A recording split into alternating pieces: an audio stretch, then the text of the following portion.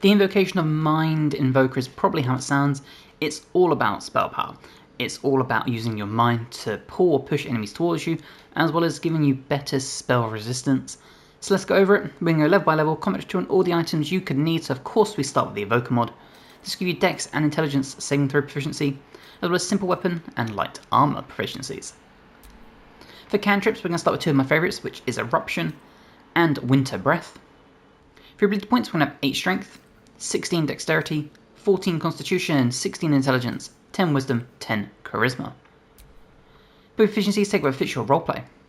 Invoker level 2 is where we get to pick our specialisation. We also gain Potent Cantrip, which means when a creature succeeds its saving throw against one of your cantrips, it still takes half the damage on a save, and no additional effects are suffered.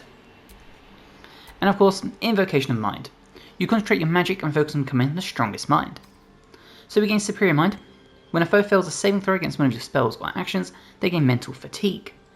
Mental Fatigue minus 1 penalty to Wisdom, Intelligence and Charisma saving throws, and when it fails one of these saves, while having 5 or more of that condition, it will take 1 to 4 psychic damage. We also gain Arcane Shove and Arcane Pull, meaning from a distance we can push or pull enemies around. Now this does use your athletics, but the distance will also be on your strength, so we are going to boost our strength up with our items, and you'll see that when we get to the list of them. Invoker level 3 brings our next cantrip, and for this we're going to take one of my other favourites, and that is Shockwave. Invoker level 4 brings our first feat, and for this we're going to max out our intelligence, so we go to 18 to start with. Invoker level 5 brings just a health pool increase. Invoker level 6 brings our first class ability, which is Hypnotic Pattern.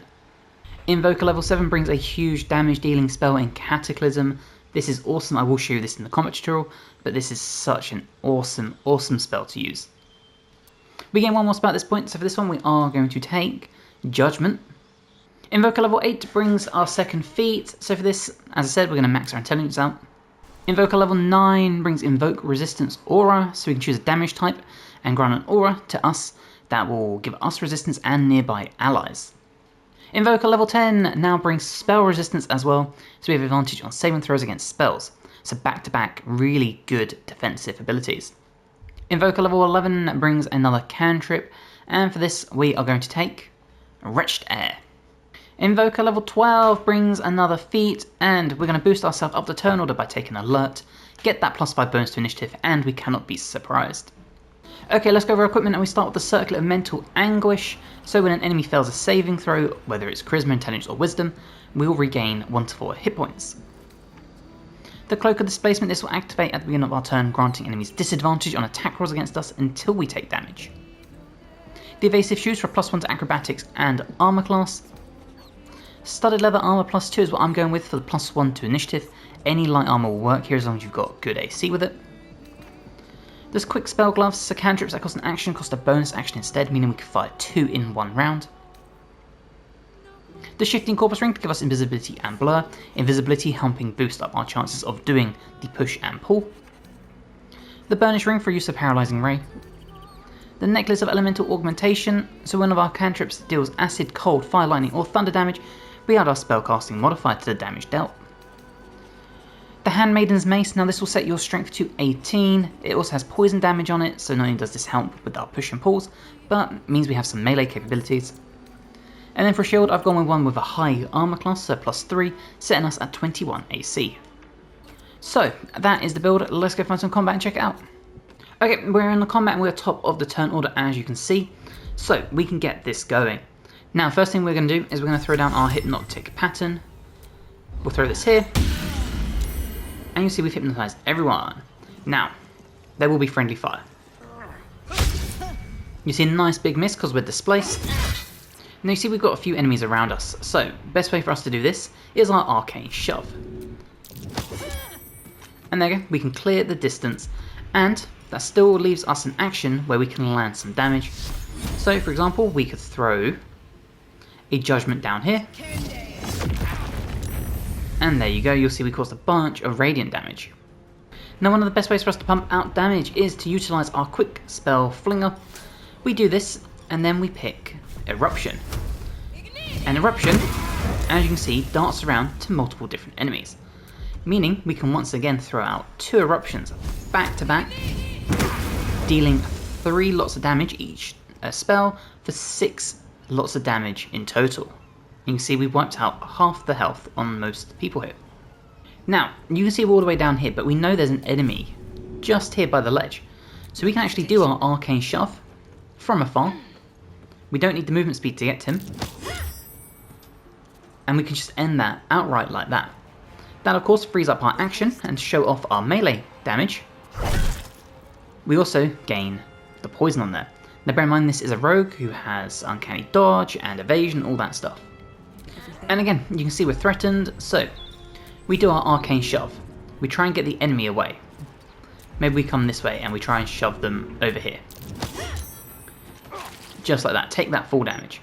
And then because that counts as a bonus action, again we can turn on eruption, we can take a shot, and we can watch it dart to other enemies. So you can really utilise your arcane abilities with your cantrips. You see 2 big misses there thanks to our cloak. And again, we're being threatened, we do the same thing, we arcane shove, get the enemy away, close the gap a little bit, and then we can do our cataclysm, our big damage dealing spell, and you can see we just nuke the battlefield. Now of course, if you're going to do that ability, make sure you time it properly. I was obviously just showing it as an example to see, or to show you just how much damage you can just destroy enemies with. But again, same thing, we see an enemy near the ledge, so we know we can arcane shove, finish him off. We know there's an enemy down here, so again, we can throw it outside like our judgment, and just absolutely melt them. Such good damage dealing here. And at this point, it's just a case of ending the fight. So if we were to come up here, we could do our Winter's Breath, and this will cause the enemy to take cold damage whenever they attack. So there you go, they've got Frostbite for 3 turns, they will now take 1 to 4 cold damage every single attack. And there you see it, we saw a big miss because of Cloak of Displacement and then the 6 total cold damage. And that's where this build really also benefits, because you can make enemies target you, miss you, and then just take damage on top. And of course from range we can again throw out things like Eruption, just bombing them. And now next time he attacks, he's going to perish. Just like that. So that is the evocation of Mind Invoker. It's awesome for throwing enemies around the battlefield while still being an awesome damage dealer. So I hope you've enjoyed this video. If you have, please drop the episode like, helps me tremendously, and check the mod out. If you haven't already, please subscribe to the channel as well. I've got more guides to Baldur's Gate, to Dragon Age, Path of Exile, Wu-Chang, Fallen Feathers, Elden Ring, basically all of those amazing RPGs. And hopefully I will see you in the next one. Bye guys.